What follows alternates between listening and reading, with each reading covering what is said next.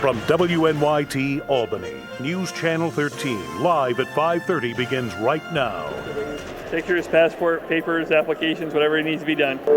Tonight's top story, passports in a pinch. Hundreds stood in line today at the Empire State Plaza to purchase a passport. And with travel regulations changing, more Americans are buying that little blue book. Good evening and thanks for joining us. I'm Benita Zahn. And I'm Elaine Houston. With travelers making vacation plans for the summer, post offices are getting swamped with people purchasing passports. Helping fuel the frenzy is that by next year, you're going to need one to drive across the border into Canada. The state of New York and the Postal Service teamed up today at the Empire State Plaza to help ease the burden. And News Channel 13's Matt McFarland joins us now live from the newsroom with the story. Bonita, quite a few people in line said they didn't even need a passport for a particular trip. One man said he didn't even have a trip planned. They just figured with the rules changing, it'd be good to get one.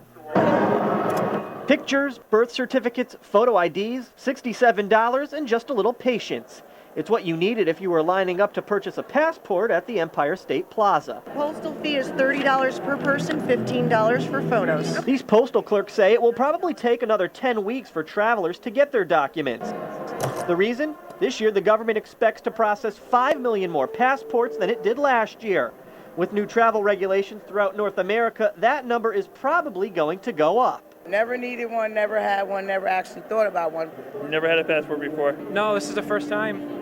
Yeah, we're going away. We're going to Aruba, so I guess we're going to need one. Many are in the same boat as Michael Mealy. Just check out the line. 300 people pre-registered for a passport, and there were a number of walk-ins as well. All of them with their dream destination picked out. Well, nearly everyone. Don't know yet. Just figure we get our passports. Good day to do it. Besides a trip overseas, you also now need a passport to fly to the Caribbean, Mexico, and Canada. And soon you can lump driving into that equation as well. I go to Canada a lot. I go to Canada occasionally, so that's one of the reasons figuring next year we'll have to have one anyways. That's right. By next year, you'll need even one of these little blue books if you're driving to Canada. With the rules changing, some figured it's just better to bite the bullet now and get in line. And I know that everything's changing, so I may as well get it now. It's very convenient. Because so many people pre-registered for this passport day and many others were looking to get a passport as well, the organizer told me she's already thinking about holding another one of these days in May. Live in the newsroom, Matt McFarland, News Channel 13. Not a bad idea, Matt, because it was one-stop shopping. Usually you have to go someplace else, get your picture, and put it all together. That's right. That was the idea. All right, Matt, thanks very much. Elaine? High levels of lead have been found in the water fountain of several elementary schools in Albany. The school district says the discovery was made during last month's testing of 400 faucets and fixtures. We are told that those drinking fountains were immediately taken out of service. They're being repaired and will be tested again before being put back on.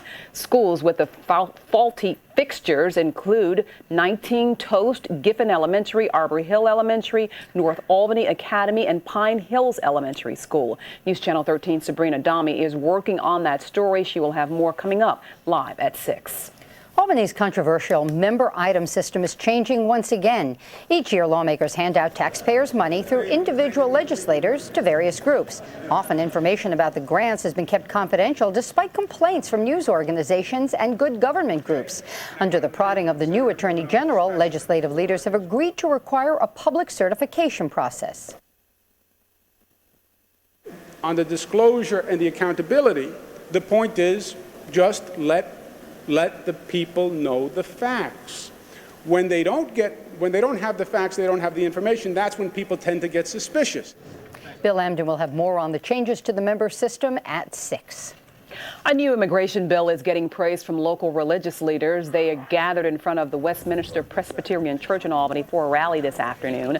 The STRIVE Act is an immigration reform package that supporters say is not amnesty. The word STRIVE stands for Security Through Regularized Immigration and Vibrant Economy. Supporters say it is a step forward for immigration reform. Legislation that's currently before Congress, we want to bring it to people's attention, and for the opportunity this presents not only for people living in our midst to have a better life, but for also the whole capital region to be improved by allowing these people who are living among us to have a quality of life that they deserve as beings. The bill contains provisions that give regulars legal channels for new immigrants and adjust the status of eligible undocumented immigrants. The heat is back on at St. Peter's Hospital in Albany. One of the 4 basement boilers exploded this morning, knocking out some windows and damaging a metal door. The hospital was not evacuated, although traffic was temporarily diverted from the emergency room access road. A hospital spokesperson says no one was hurt. The heat was shut off temporarily so National Grid could inspect the remaining 3 boilers. A local girls basketball coach accused of inappropriately touching 2 of his players made a court appearance this afternoon. Gregory Mora used to work for the Coblefield-Richmondville girls varsity basketball team. He was arrested in January. Lawyers presented motions in that case today. He is due in court in June. An Albany High student accused of attacking his teacher remains behind bars tonight. 17-year-old Johnlon McNeil was arraigned in felony assault charges. Police say 36-year-old Paul Contento tried to break up a fight in his classroom when he was attacked. He suffered cuts and bruises to his neck, his head, and his face. McNeil is being held in jail without bail. If you're worried about your safety, move to Vermont. A new national ranking shows the Green Mountain State is the 2nd safest in the country. Only North Dakota was safer. Nevada, New Mexico, and Arizona are listed as the most dangerous states. The data was based on crime rates in 6 categories. New York didn't make the safe state list, but more people are moving to the Empire State. According to the latest census report, New York grew by more than 200,000 people. Saratoga and Orange counties gained the most residents, but Chautauqua and Hamilton counties lost people. Residents in parts of Fort Edward are being asked to boil their water. Town leaders say a water main break in the Drifting Ridge development prompted that advisory. The advisory affects residents in the Drifting Ridge development and Water District Number 2 until further notice. A Berkshire County man may have solved an art mystery that's more than 2 centuries old. Since the 1700s, this painting has been said to depict Reverend John Sargent and his Native American friends. Sargent was the first missionary to the Mohican Indians in Stockbridge. But history buff Lion Miles of Stockbridge says the painting actually shows Sir William Johnson and members of a Mohawk Indian tribe. Johnson was the British government's top Indian official before the Revolutionary War. The painting has hung inside the Mission House Museum in Stockbridge since the 1940s. Miles started researching it because he says he had his doubts about who was in it. It didn't make much sense to me. And after over 10 years of research now, I'm pretty sure I've identified the subject, the scene, the date of the painting. The one thing he hasn't figured out yet, who painted the portrait. Jessica Layton has reaction from the museum and more. 11 from Miles, live at 6. Time now to get a check of our county-by-county weather. Here's Chief Meteorologist Bob Kovachick. Benita, Elaine, a wet trip home for many of us this evening as we check First Warning Live Doppler. It is mild, though. Temperatures still locally in the 50s to the 40s westbound. And you can see from the Tri-Cities west along the thruway and out through Montgomery County and points west, there's some showers along I-88, some heavier showers down on into portions of Delaware County. Also some rain crossing the northway. So all that rain, as we put it into motion, you can see is heading toward the east, east-northeast fairly quickly, but some of the darker green shaded areas indicating some moderate bursts of rain. Temperatures 50 Saratoga Springs and Caroga Lake, 57 Cobleskill-Richmondville, 55 in Pittsfield and Bennington, 49 currently at Fort Edward. So the rain should come through the area. You can see on the motion there, probably moving out of the region. Well, let's say through the region over the next 2 to 4 hour period. Should be out of most of the area except east of Albany by about 10 o'clock tonight. We'll have much more on the weather coming along in a few minutes. Ladies. Thanks, Bob. When News Channel 13 live at 5:30 returns some very sad news for the family of presidential candidate John Edwards. His wife's cancer has returned. What it means for his run for the White House coming up next. Plus, to get out or to stay, the debate over bringing troops home from Iraq heats up in Washington. We'll have the story coming up. Live, local, late breaking with Elaine Houston, Benita Zahn, and meteorologist Bob Kovachick. This is News Channel 13, live at 5:30. News Channel 13 is sponsored by Taft Furniture, the big store. Democratic presidential contender John Edwards says his wife's cancer is back. The couple shared the news in the garden of the hotel where they held their wedding reception 30 years ago. A biopsy of a tumor found on Elizabeth Edwards' rib showed it was malignant. Despite the news, Edwards says he's not suspending his campaign, but his wife's health will be a top priority even when he's on the campaign trail. and will continue to do it. Any time, any place that I need to be with Elizabeth, I will be there, period. It doesn't matter what's happening in the campaign. If she needs me, if she's not with me, which she will be most of the time, I'll be there. Mrs. Edwards was first diagnosed with breast cancer in 2004. Attorney General Alberto Gonzales says that he is committed to serving the American people. He says that's why he is not going to resign over the firings of 8 U.S. attorneys. He made the comments while participating in a roundtable discussion in Missouri. At the end of the day, we have a situation where the President of the United States has the authority to hire and to fire United States attorneys. I'm going to be going up to the Congress and providing further clarification about what happened here. We are working with Congress voluntarily. No United States attorney was fired for improper reasons. The Senate Judiciary Committee voted to authorize subpoenas that could force top White House aides to testify about those firings. President Bush says that he will let his people meet with lawmakers, but not in public and not under oath. Congress is debating a controversial Iraq spending bill that would bring troops home starting next year. Lawmakers are hearing about wartime mistakes that may have cost millions of dollars and thousands of lives. Tracie Potts reports. The Secretary General of the UN ducked when a rocket hit nearby in Baghdad today. Back in Washington, a retired Marine general told Congress it's the Pentagon's fault so many weapons ended up in the hands of insurgents. He says he warned military leaders they needed 4 times as many troops. The forces were so thin that they could not accomplish all of the tasks at hand. A new government report says in the push to find weapons of mass destruction, soldiers had no time to secure tons of ammunition discovered along the way. Mr. Chairman. The Inspector General for Iraq Reconstruction told Congress millions in taxpayer dollars have been wasted due to mismanagement. One example, paying a contractor who didn't finish the work.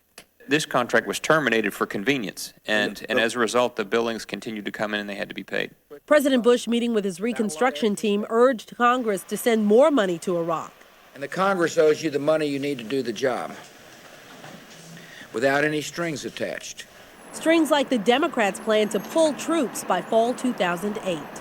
Make no mistake about it, one way or another, we will end it. Make no mistake, this legislation is a political solution for Democrats, not a strategy for winning in Iraq.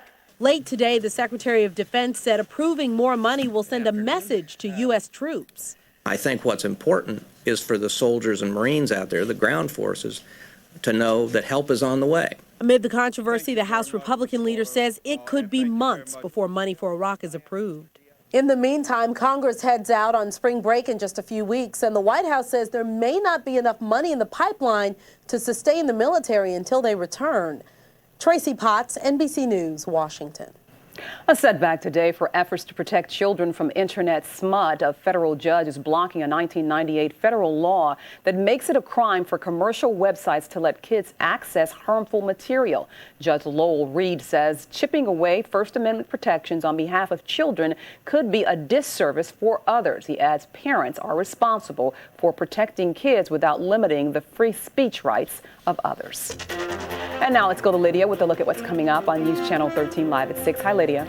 Hi, Elaine. Coming up tonight at 6, unsafe drinking water, high levels of lead found in some of the area school faucets. Sabrina Dami will tell us what the district has to say. A Berkshire County man says he has solved the mystery over who is depicted in a painting that hangs in a museum. Jessica Layton will have that story. And get your skates out, or maybe it's your flippers. Your chance to enjoy outdoor ice skating is numbered. Those stories and more all ahead on Live at 6. Now, your first warning weather with meteorologist Bob Kovachick. All right, over to Stockbridge in the Berkshires. The turkeys are out enjoying, their morning. What? Morning what? Morning walk? Morning walk, morning constitutional, morning feed in the snow, and we're enjoying not a bad day in the 50s, a little rain. The weather map to me, Elaine, today almost looked like late April because there was some thunderstorms in the Mohawk Valley, Fulton, and Hamilton County. So twinges, we get twinges once in a while. Just a little. You get a twinge once in a while? Every now and then, right in my back, a twinge. Yeah. Oh, me too. Let's go to the weather maps quickly. Quickly. Had a little rain around this morning.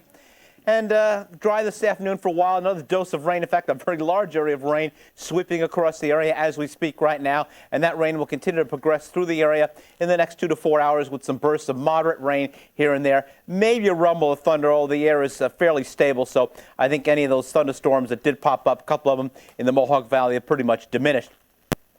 Look at the warm air. Look at Washington, 75. So, again, this is the time of the year when that warm air can make it this far north, and with a bit of luck this far north, but not going to get here this time. But the next couple of days, 3 or 4 days, will be relatively mild. Temperatures a little bit above average for this time of the year, and much of the country enjoying fairly mild weather from coast to coast and border to border. Here's the national weather scene. And again, the clouds. We had some sunshine for a while, pushing us to a high of 53 this afternoon. Warm front on top of the area pushing through. It hit the high 60s today in Rochester, 67. But the cold front, and this is really marking the leading edge of a little cooler air, but the air mass in here is from the Pacific, not from Canada. So the real cold stuff is staying pretty far north. So let's say 4 or 5 degrees cooler tomorrow. That'll put us somewhere in the upper 40s for a high temperature across the area tomorrow afternoon. In fact, that'll do it. Let's say around 48 Tri-Cities tomorrow. Breezy, cooler, a mix of sun and clouds. We don't expect any rain in the weather picture here tomorrow, except perhaps early in the day to the east of the capital region. Breezy northwest winds, cooler,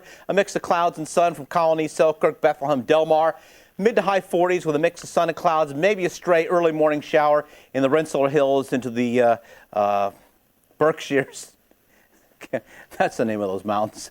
40s, upper 40s in the southern Greens, 48 tomorrow in the Rensselaer Hills over to Berlin and Grafton State Park with a cool breeze and a mix of sun and clouds. And finally, north of the Mohawk Valley, Gloversville, Johnstown, 46, Speculator, 44 tomorrow. Again, a cooler breeze, but still mid to high 40s, as you can see. It's certainly not all that bad for this time of the year. Showers early tonight, a burst of heavy rain possible, maybe in a boom, boom, rumble of thunder. Breezy, clearing late, 35, 48 tomorrow. Some sun, some clouds, maybe a shower early in the day. Not a bad day. The extended forecast, maybe a little rain here and there over the weekend, but at least temperatures are high enough so that it will be a rain, at least locally. 51 Monday, 58 Tuesday, 54 Wednesday. So the weather is slowly we go. 2 steps forward, 1 step back this time of the year. Some people don't much care about the forecast because it's going to be Friday. True. Including me. I do care. You're still on vacation anyway. I am on vacation. We can tell that. More ways than one. You're right. Thanks, Bob. A couple of media giants come up with a new concept that may mean some serious competition for YouTube. We'll explain after the break. Plus, Ford is halting the sale of some of its popular diesel trucks. We'll tell you why. And then a little later on NBC Nightly News. I'm Brian Williams. It's one of the most popular research tools used by college students. So why are some of their professors now banning it as a primary source of information? We'll see why some believe it's not making the grade on the next NBC Nightly News.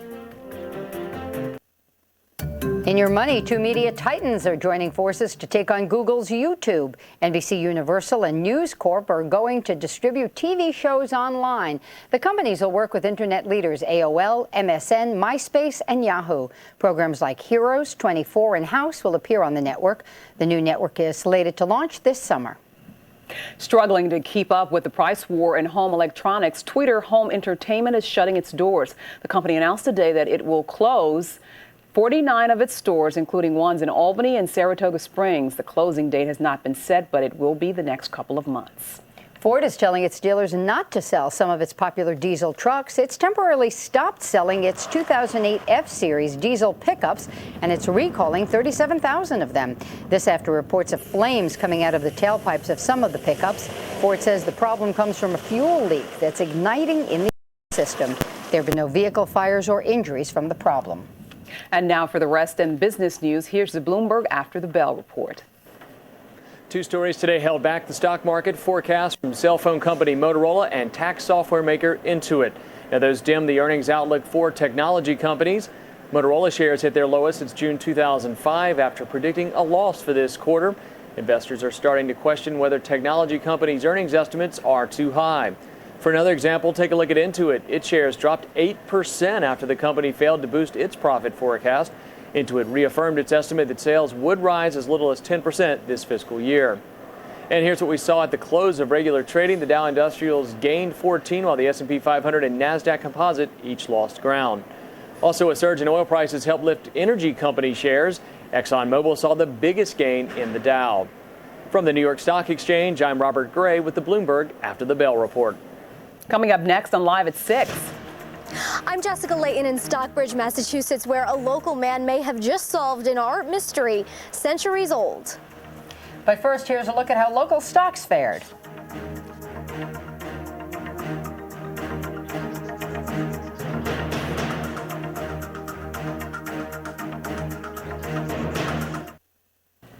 Finally tonight, the invasion of trash people in Italy's capital city. The life-size statues of people have been crafted out of garbage, and a whole army of them are all over a square in central Rome. The exhibition is called Trash People. The statues are made from an assortment of garbage ranging from rusting metal cans to computer keyboards. The trash people will stand tall in Rome until the end of this month before continuing their journey in Spain, the U.S., and even Antarctica. But it'll get quite a crowd. And hopefully it won't be too smelly. Cool weather, right? Well, that's it for now. Before we go, let's check in again with Chief Meteorologist Bob Kovachick. All right, pretty decent Friday ahead. We'll have a mix of sun and clouds tomorrow. Just a slight chance of a morning shower. Today's high 53, so a wee bit cooler tomorrow, but 48 is still pretty decent. The weekend, a scattered shower here and there, mainly late Saturday and to Sunday morning, but mid to high 40s for highs, and then next week looks like we'll find temperatures pretty much in the 50s, maybe a couple of days up near 60. There's more news ahead as News Channel 13 continues.